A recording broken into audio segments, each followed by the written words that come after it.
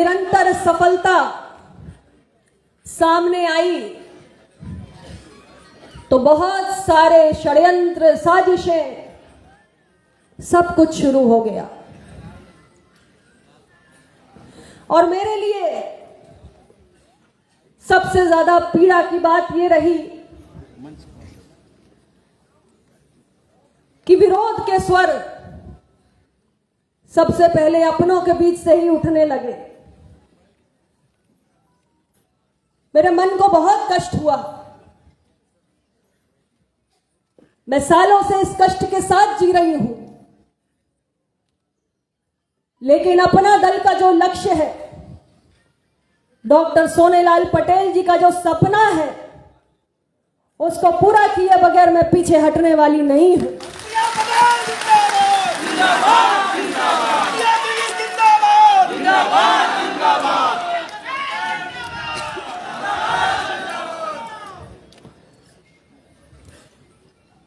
हमारी पार्टी पर बहुत आक्रमण, बहुत प्रहार होते आ रहे हैं। अपने तो प्रहार कर ही रहे हैं, अपनों के पीछे से बहुत सारे बाहरी भी प्रहार कर रहे हैं। यह सिलसिला और बढ़ेगा जैसे जैसे अपना दल की ताकत और बढ़ेगी। पिछले 2-3 विधानसभा चुनाव और लोकसभा चुनाव में अपना दल ने जिस तेज गति के साथ आगे बढ़ना शुरू किया है, यह आक्रमण और बढ़ते जाने हैं। एक तरफ तो अपनों के आक्रमण हैं, जिनका सामना मुझे दिन रात करना पड़ रहा है। विपरीत परिस्थितियों में अपना दल को आगे बढ़ाने के लिए मैंने अपने व्यक्तिगत जीवन की भी कभी चिंता नहीं की। आप सभी जानते हैं, जिस वक्त डॉक्टर साहब का निधन हुआ, उसके 20 दिन पहले ही मेरा और आशीष जी का विवाह हुआ था। उस वक्त मैं इस जिम्मेदारी के लिए तैयार नहीं थी, लेकिन शायद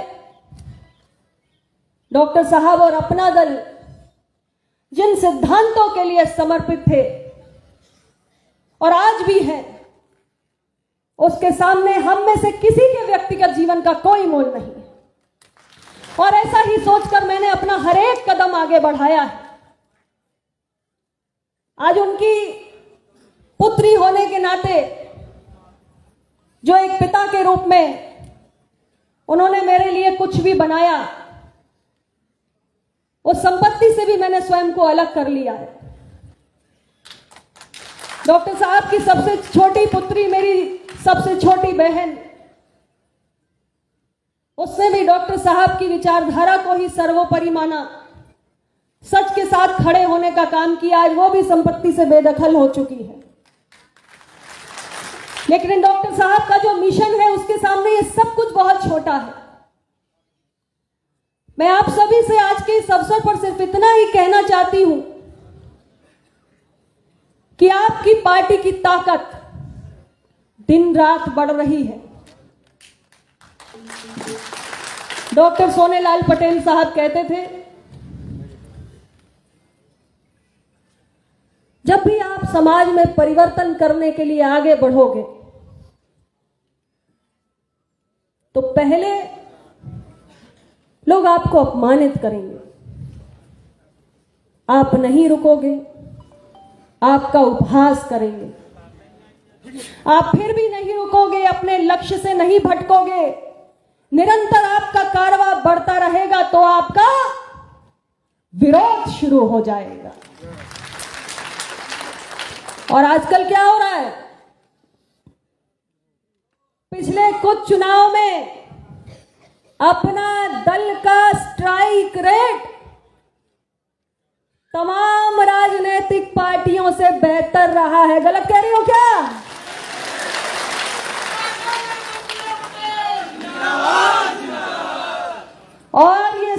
स्ट्राइक रेट बेहतर क्यों हुआ? आप जैसे कार्यकर्ताओं के कारण, जिनकी सामाजिक न्याय के विचारों के प्रति प्रतिबद्धता 100%, आपके समर्पण, आपकी तपस्या, आपके संघर्ष, आपके जुझारूपन के कारण हमारी पार्टी का लगातार कई चुनाव में स्ट्राइक रेट बहुत से दलों से बेहतर है। तो बताओ भाई, कहीं ना कहीं तो चुभन होगी। अरे होगी कि नहीं होगी? होगी ना? अरे किसी के पेट में तो दर्द होगा ना भाई। तो आपको मैं यही समझाना चाहती हूं कि अब पेट में दर्द शुरू, और इसलिए तमाम लोगों के कंधे इस्तेमाल किए जाएंगे, और बहुत सारे ऐसे लोग होंगे जिनकी कोई जमीन नहीं होगी, जो बिना परिश्रम के सब कुछ पाना चाहेंगे, और इसलिए अपना कंधा भी उधार दे देंगे कि आओ भाई मेरे कंधे पे रखकर अपना दल पे बंदूक चलाने का काम करो। लेकिन जो मुखौटे आपको नजर आते हैं, उन मुखौटों के पीछे बहुत सारी ताकतें हैं, बहुत सारी साजिशें हैं और बहुत सारे षड्यंत्र हैं। ये समय है आप सबके लिए, सावधान हो जाइए। अपना दल पर आक्रमण चौतरफा किया जाएगा, क्योंकि अपना दल राज्य स्तरीय पार्टी बन चुकी है। जिस अपना दल के लिए लोग कहते थे डॉक्टर साहब के जाने के बाद कि अपना दल खत्म, उन सबके मुंह पर ताला लगाने का काम अपना दल ने किया है। मेरे कार्यकर्ताओं के संघर्षों की बदौलत आज अपना दल इस उत्तर प्रदेश के अंदर तीसरी सबसे बड़ी पार्टी बन चुका है, और इसलिए तमाम किस्म के हथकंडे अपनाए जा रहे हैं। मैं आप सभी साथियों से कहना चाहती हूं कि अपना दल अंतिम पायदान पे खड़े रहने वाले व्यक्ति के लिए आवाज उठाने वाली पार्टी है कि नहीं है? विधानसभा से लेकर लोकसभा तक निरंतर हमने सामाजिक न्याय के प्रति अपनी प्रतिबद्धता को हर मौके पर साबित करने का काम किया है कि नहीं किया है? पिछड़ों के, दलितों के, वंचितों के हर मसले पर अपना दल ने पुरजोरी के साथ अपनी आवाज उठाने का काम किया है कि नहीं किया है? और इसलिए आज आप बहुतों के आंखों की किरकिरी बन चुके हैं, और वो तमाम लोग जो आज अपना दल की बढ़ती हुई ताकत से भयभीत हो रहे हैं, विचलित हो रहे हैं, वो अपना दल के खिलाफ तमाम किस्म के षड्यंत्र और साजिशें रखने का काम कर रहे हैं। आपको इससे घबराने की आवश्यकता नहीं है, बल्कि खुश हो जाइए। खुश हो जाइए कि आपकी ताकत बड़ी है, इसलिए विरोध होना शुरू हो गया है, और अब क्या हमारे लिए संकेत है कि हमें अपनी लड़ाई को और मजबूती से लड़ना है, और हर आने वाले चुनाव में अपना दल के चुने हुए जनप्रतिनिधियों की संख्या और बढ़ाने का काम करना है। एक एक बूथ पर अपना दल का सिपाही जोरदारी से तैनात हो जाना चाहिए।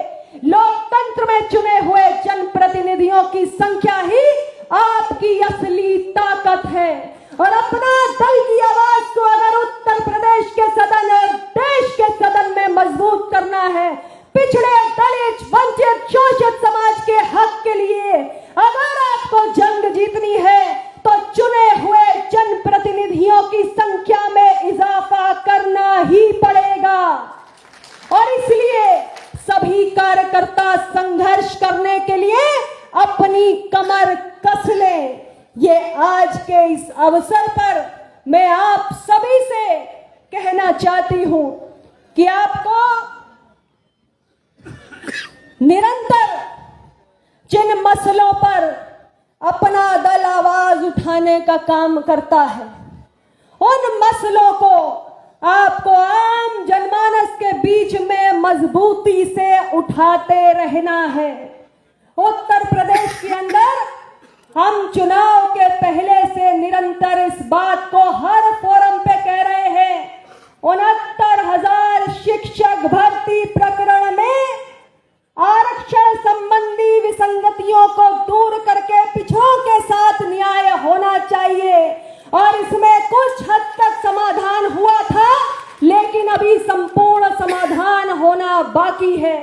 और इस बात को हम निरंतर उत्तर प्रदेश की सरकार के मुखिया के समक्ष भी रख रहे हैं और अपने सहयोगी दल की टॉप लीडरशिप के साथ भी बात कर रहे हैं और इस मसले पर हम लगातार आवाज उठाते रहेंगे। यह मसला अपना दल के लिए महत्वपूर्ण है, यह हमारी विचारधारा से जुड़े हुए मसले हैं और सभी कार्यकर्ता इस बात को समझ लें कि हमारी इसके लिए पूरी जो लड़ाई है वो जारी है और हम चाहते हैं कि इस मसले का हल उत्तर प्रदेश की सरकार जल्द से जल्द निकालने का काम करे। अपना दल निरंतर इस बात को कह रहा है कि भारत सरकार के अंदर पिछड़ा वर्ग के लिए एक अलग मंत्रालय का गठन होना चाहिए।